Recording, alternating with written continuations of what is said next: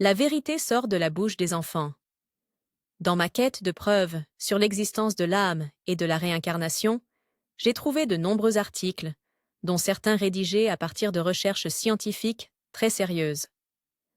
Le docteur Wayne W. Dyer est un psychothérapeute de renommée mondiale et auteur de plusieurs livres, notamment sur le pouvoir de l'intention. Confronté à plusieurs reprises, dans le cadre de son travail, à des récits troublants d'enfants sur leur vie d'avant la naissance, il a décidé de réunir avec Dee Garness d'autres témoignages partout dans le monde. Ils en ont recueilli tellement qu'ils ont décidé de les réunir dans un ouvrage « Des enfants racontent leur vie d'avant leur naissance » chez Guy Daniel. Ces enfants racontent le paradis et leur rencontre avec le Créateur.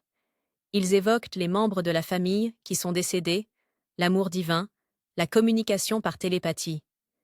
Ils expliquent aussi avoir choisi l'époque de leur réincarnation et leurs parents. Les témoignages d'enfants sont très intéressants. L'histoire du Dalai Lama est sans doute la plus connue. Elle raconte que 3 ans après la mort du 13e du nom, les moines se sont rendus dans une province du Tibet très reculée, qui leur avait été indiquée par des présages. Ils y ont rencontré un jeune garçon, alors âgé de 2 ans, qui s'est mis immédiatement à leur parler leur langue, alors que personne de son village ne connaissait ce langage. Les moines l'ont soumis à une cérémonie, et l'enfant y a aussi reconnu les objets, tambourins, cloches, rosaires, qu'il disait lui avoir appartenu dans une autre vie. Ian Stevenson, professeur en psychiatrie et président du département de psychologie à l'Université de Virginie aux USA, est reconnu mondialement pour ses travaux sur les enfants réincarnés. Il a recensé 14 000 cas curieux. Au départ, il avait reçu une enveloppe d'1 million de dollars pour la recherche sur la parapsychologie, dans le but de démontrer que les témoignages de réincarnation avaient bien une explication scientifique. Finalement, il finira par être, lui-même, convaincu par ce phénomène.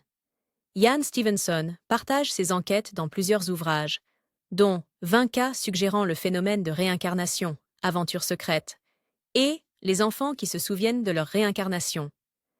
Il y a notamment le témoignage d'un enfant de Beyrouth, à l'âge de 4 ans, qui avait pu donner le nom de sa famille précédente, et une liste de 70 détails qui, après avoir été scrupuleusement vérifiés, se sont tous avérés exacts.